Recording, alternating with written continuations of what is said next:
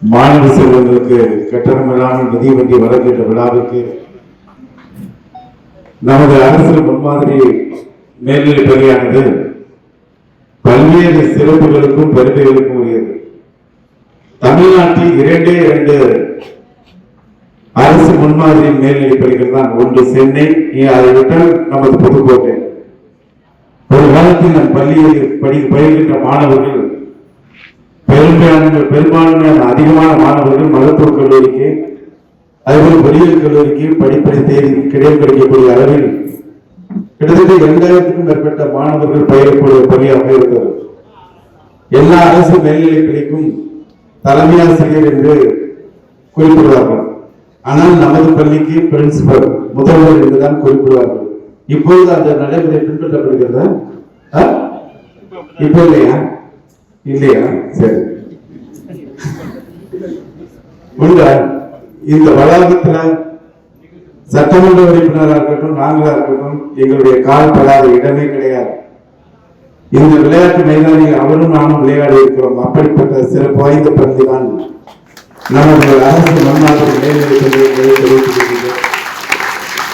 மீண்டும் சிறப்பு கவனம் எடுத்து பழைய நிலைக்கு இந்த பள்ளியை கொண்டு வருவதற்கான முயற்சியினை நமது சட்டமன்ற உறுப்பினரும் நானும் மேற்கொள்வோம் என்பதை தெரிவித்துக் கொள்கின்றோம்.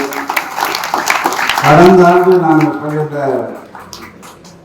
மிதிவண்டிகள் வழங்குகின்ற விழாவிற்கு இந்த சாலையை பற்றி குறிப்பிட்டு சொல்லியிருந்தேன். அது சாலை அமைக்க வேண்டும் என்ற கோரிக்கை உங்களுக்கும் இருக்கிறது.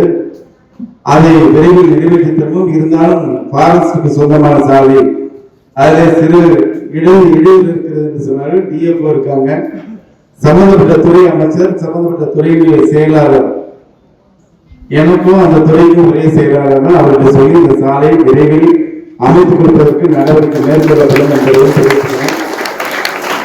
அதே மாதிரி என்னுடைய துறையின் மாண்புமிகு தமிழ்நாடு முதலமைச்சர் அவர்களின் வழிகாட்டுதலில் பசுமை பள்ளி திட்டம் செயல்படுத்தப்பட்டு வருகிறது. நமது அரசு முன்மாதிரி மேல்நிலைப் பள்ளிக்கும் அந்த திட்டம் செயல்படுத்துவதற்கு நடவடிக்கை மேற்கொள்ளப்படும் என்பதை தெரிவித்துக் கொண்டு, குறிப்பாக இன்றைக்கு இருக்கின்ற இளைஞர் சமுதாயம் ஒரு சில விஷயங்களை நாம தெளிவா இருக்கோம். கல்விதான் நம்மால் சாதிக்கக்கூடிய ஒரே ஆயுதம்.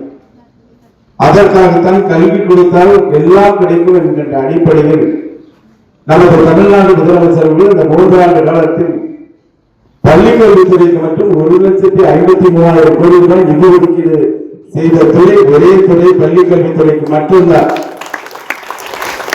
அந்த அடிப்படையில் நமது மாண்புமிகு பள்ளி கல்வித்துறை அமைச்சர் அவர்கள் இன்றைக்கு பல்வேறு திட்டங்களை, இல்லந்தேடி கல்வி முதல் எண்ணும் எழுத்து திட்டம் முதல் இன்றைக்கு பல்வேறு திட்டங்களை இன்றைக்கு பள்ளி கல்வித்துறையில் செயல்படுத்தி கொரோனா பேரிடருக்கு பிறகு இந்த பள்ளி கல்வித்துறையை மிக வெற்றிகரமாக நமது மாண்புமிகு பள்ளி கல்வித்துறை அமைச்சர் அவர்கள் செயல்படுத்தி இருக்கிறார்.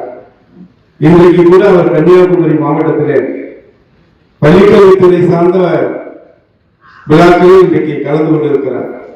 அப்படி தமிழ்நாடு முழுவதும் இன்றைக்கு பள்ளிக்கல்வித்துறை வளர்த்தெடுத்திருக்கிறார். அரசு பள்ளி என்பது வறுமையின் அடையாளம் அல்ல, பெருமையின் அடையாளம் என்று சாதித்து காட்டியவர் நமது மாண்புமிகு பள்ளிக்கல்வித்துறை அமைச்சர் அவர்கள். இன்றைக்கு இருக்கின்ற 118 மாணவிகள் +1 படிக்கின்ற மாணவ செல்வங்களுக்கு 5,73,000 மதிப்பிலான மிதிவண்டிகளை வழங்க இருக்கிறோம். இந்த மிதிவண்டிகள் என்பது கல்விக்காக மட்டுமல்ல, சுற்றுச்சூழலை பாதுகாக்கக்கூடிய முக்கியமான வாகனம் மிதிவண்டி. 2 வீலர் நாம வெளியில எடுத்துட்டு போனாலே இயற்கைக்கு பாதிப்பு தான். கார்பனை வெளியேற்றக்கூடிய நாம் அந்த இருசக்கர வாகனங்களை பயன்படுத்தாமல் இந்த மின்வண்டிகளை மிதிவண்டிகளை பயன்படுத்துகின்ற பொழுது நமக்கான இயற்கை பாதுகாக்கப்படுது, நாமும் பாதுகாக்கப்படுவதும் என்கின்ற அடிப்படையில் இவற்றினை பயன்படுத்துவதோடு நமது ஆசிரியர் பெருமக்கள், தலைமை ஆசிரியர்கள் இவர்கள் வழிகாட்டுதலை தயவு செய்து நீங்கள் பின்பற்ற வேண்டும் என கேட்டுக்கொள்கின்றோம். படிப்பு, 2வது விளையாட்டு, இரண்டும் உங்களுக்கான எதிர்காலத்தை உருவாக்கி தரும். இதை தாண்டி மற்ற விஷயங்களை நாம யோசிக்கவே கூடாது. ஆக அப்படிப்பட்ட நமது முதலமைச்சர் அவர்கள் உயர்கல்வி படிப்பதற்கான கல்லூரிகளை தொடங்கியிருக்கிறார். மருத்துவக் கல்லூரி அடிக்கிறே நமது முத்தமிழ் தமிழர் கலைஞர் அவர்கள் நமது மாவட்டத்தில் கொண்டு வந்து சேர்த்திருக்கிறார். எங்கும் இல்லாத சிறப்பு நமது மாண்புமிகு தமிழக முதலமைச்சர் அவர்கள் பொறுப்பேற்ற உடனே புதுக்கோட்டைக்கு ஒரு பல் மருத்துவக் கல்லூரியை உருவாக்கி தந்தவர் நமது மாண்பு தமிழ்நாடு முதலமைச்சர் தலைவர் தளபதியார் அவர்கள். 2 கலை அறிவியல் கல்லூரியை இந்த மாவட்டத்தில் தந்திருக்கிறார்.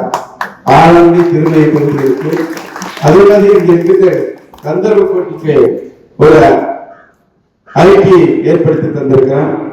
இப்படி நிறைய இந்த மாவட்டத்துடைய வளர்ச்சிக்காக பல்வேறு கல்லூரிகளை, அரசு மேல்நிலைப் பள்ளிகளை, அதே மாதிரி மருத்துவக் கல்லூரியை, பல் மருத்துவக் கல்லூரியை உருவாக்கி தந்தவர் முத்தமிழக தலைவர் கலைஞர் அவர்களும் மாண்பு இன்றைய முதலமைச்சர் அவர்களும் என்பதை நான் உங்களுக்கு தெரிவித்துக் கொள்கின்றேன். நமது தமிழக முதலமைச்சர் அவர்கள் இன்றைக்கு அமெரிக்கா சென்றிருக்கிறார்.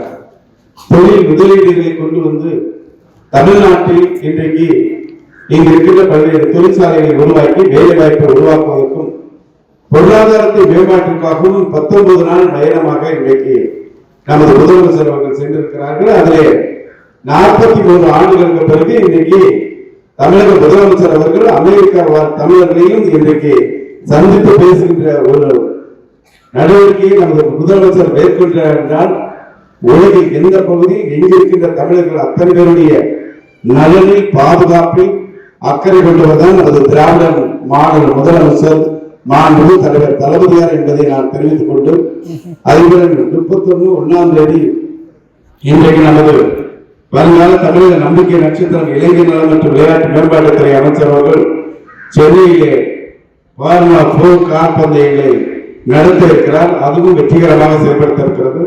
அவர் இன்றைக்கு இந்தியாவின் விளையாட்டு தலைநகரமாக சென்னையை மாற்றுகின்ற வகையில் கேலோ போட்டிகள், ஹாக்கி போட்டிகள், அதுபோல 44வது செஸ் ஒலிம்பியாட் போட்டிகள், விரைவிலே முதலமைச்சர் கோப்பைக்கான போட்டிகள், இப்படி பல்வேறு விளையாட்டு போட்டிகளையும் நமது இளம் தலைவர் அருமையான உதயநிதி ஸ்டாலின் அவர்கள் நடத்தி கொண்டிருக்கிறார். கடந்த ஆண்டு நமது சட்டமன்ற உறுப்பினர் அவர்கள் இங்கே புதுக்கோட்டையில் நடைபெற்ற அந்த போட்டியில், பேட்மிண்டன் போட்டியில் அவர் முதல் பரிசை பெற்று அதே மாநில அளவு போட்டியில் பங்கேற்றிருக்கிறார்.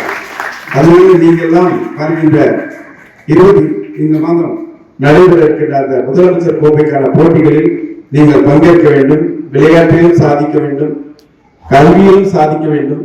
2 துறையிலும் சாதிக்கின்றவர்கள் எதிர்காலத்தில் இந்த இந்தியாவுக்கு மட்டுமல்ல உலகத்துக்கே நீங்கள் அடையாளம் காணப்படுகின்ற ஒரு சாதனையாளராக திகழ்வதற்கு வாய்ப்பு இருக்கிறது என்பதை சொல்லி உங்கள் அனைவருக்கும் வாழ்த்துக்களை கூறி விடைபெறுகிறேன். நன்றி, வணக்கம்.